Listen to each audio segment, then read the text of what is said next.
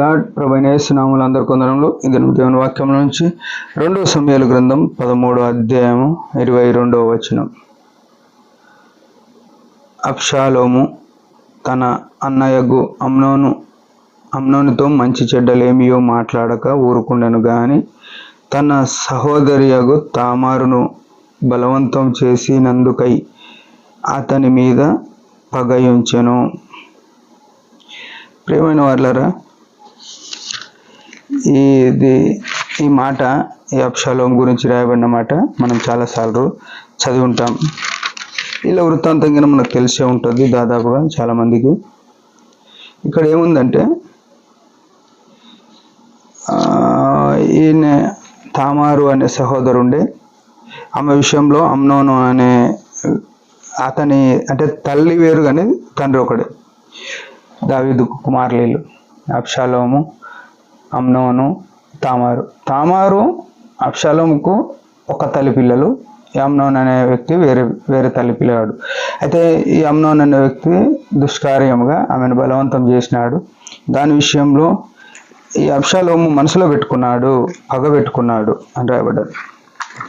అంటే మనం శారీరకంగా చూస్తే మనం కూడా అది తట్టుకునే విషయం కాదు, కానీ అయితే దైవికంగా చూస్తే అది క్షమించవలసిందే మనము అనే మాట బయలుపరుస్తుంది. అయితే ఈయన ఏం చేసినాడంటే పగబెట్టుకున్నాడు అని రావిడ. పగబెట్టుకుంటే ఏమైంది అని మనం ఆలోచన చేస్తే, ఇదే 2 సమూయేలు 18వ అధ్యాయంలో చూస్తే ఏమన్నది, 14వ వచనంలో, యోవాబు నీవు చేయి వరకు నేను కాచుకొని ఉందనా అని చెప్పి 3 బాణములు చేత పట్టుకొని పోయి మస్తకి వృక్షంకు వేలాడుచు ఇంకను ప్రాణంతోనున్న అబ్షాలోము యొక్క గుండెకు గురిపెట్టి తన ఆయుధములు మోయేవారు 10 మంది చుట్టుకొని ఉండగా అబ్షాలోమును కొట్టి చంపెను. అంటే ఇక్కడ చూస్తే అబ్షై అనే వ్యక్తి వెళ్ళినాడు. ఈ అబ్షాలోముకు గుర్రం వెళ్ళిపోయింది. తన ఎంట్రుకలు మస్తకి వృక్షానికి అంటుకున్నాయి. ఆకాశానికి భూమికి మధ్యలో వేలాడుతూ వచ్చినాడు. ఈయన వెళ్ళిపోయి ఏం చేసినట్టే 3 బాణాలు తీసుకొని పోయి గుండెకు గురిపెట్టి చంపేసినాడు. అయితే ఈ వృత్తాంతము జరిగింది. దీంట్లో మంచి చెడేందో మనకు అంత అర్థం కాదు, కానీ మనం నేర్చుకోవాల్సిన ప్రాముఖ్యమైన విషయం ఏంటంటే, తన అన్న ఆయన అమ్నోను పాపం చేసినందుకు పగబెట్టుకున్నాడు. ఎక్కడ పెట్టుకున్నాడు? తన మనసులో పెట్టుకున్నాడు. తన మనసులో పాపం పెట్టుకున్నందుకు, తన హృదయంలో పాపం పెట్టుకున్నందుకు ఏమైంది? తన గుండెకు గురిపెట్టి, అంటే గుండె మనసు అనేది ఉంది కాబట్టి ఆ గుండెకు గురిపెట్టి కొట్టేసి చంపేసినారు. ఇక్కడ మనం నేర్చుకోవాల్సిన పాఠం ఏంటంటే, యేసు రక్తంతో కడగబడిన మనము ఈనాడు సంఘంలో సేవకులు, పెద్దలు, పరిచారకులు, విశ్వాసులు, సంఘస్థులు అందరూ కూడా ఒకరి మీద ఒకరు అనవసరమైన వాటి గురించి పగలు పెట్టుకున్నారు. వారంటే ఒక పాపం చేసినారు, వారు పాపం పెట్టుకోరు, దాన్ని బట్టి నష్టం తీసుకున్నారు. అయితే ఇక్కడ మనం అనవసరమైన వాటి గురించి అసలు దేనికి సంబంధమే లేదు, ఉట్టినే మాట్లాడారు, ఉట్టినే అరుచుకుంటారు, చిన్న చిన్న వాటికే పగలు పెట్టుకొని ఒకరికొకరు సంబంధం లేకుండా బతుకుతున్న సంఘంలో ఈనాడు. అందుకే ఐక్యత అవసరం సంఘంలో అని ప్రభు మరీ చెప్పినాడు.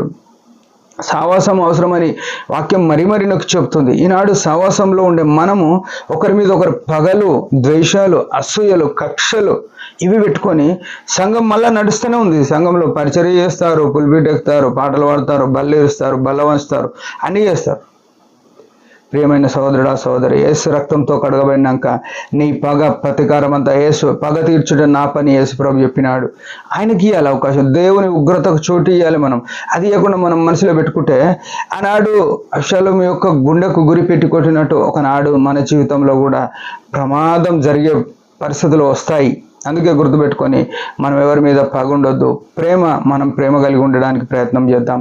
పరిస్థితులు ఎంత మారని, ఏమైనా జరగని, కానీ మనం ప్రేమనే కలిగి ఉండాలి. దేవుడు అది కోరుకుంటున్నాడు. అబ్షాలోము నష్టపోయినట్టు మనం నష్టపోవద్దని యేసు రక్తంలో కడగబడిన మనం ఆ పగ నుంచి విడిపించబడి ప్రేమతో ఉండాలని దేవుని యొక్క కోరిక. దేవుడి మాట దీవించును గాక. చిన్న ప్రార్థన. పరమ తండ్రి, యేసు ప్రభు నామములో వందనాలు. అబ్షాలోము విషయంలో ఎంతో తండ్రి భయంకరమైన పని జరిగింది పగబెట్టుకున్నందుకు. మేము అనవసరమైన వాటి విషయంలో కూడా అనేకసార్లు పగల ప్రతీకారాలు, పంతాలకు పోయి సంఘాలు వేరు చేసి, కుటుంబాలు వేరై ఒకరికొకరు మాట్లాడుకోకుండా పెళ్లిళ్లకు, ఫంక్షన్లకు, సావులగ్గిన వెళ్లకుండా ఇటువంటి దౌర్భాగ్యతలు ఉన్న దయతో క్షమించి మీ చిత్తంలో ఉండేట్టు సహాయపడమని యేసునామంలోనే ప్రార్థిస్తున్నాం తండ్రి. ఆమేన్. మీరందరి పరిచయం గురించి భారంగా ప్రార్థన చేయండి. Praise the lord.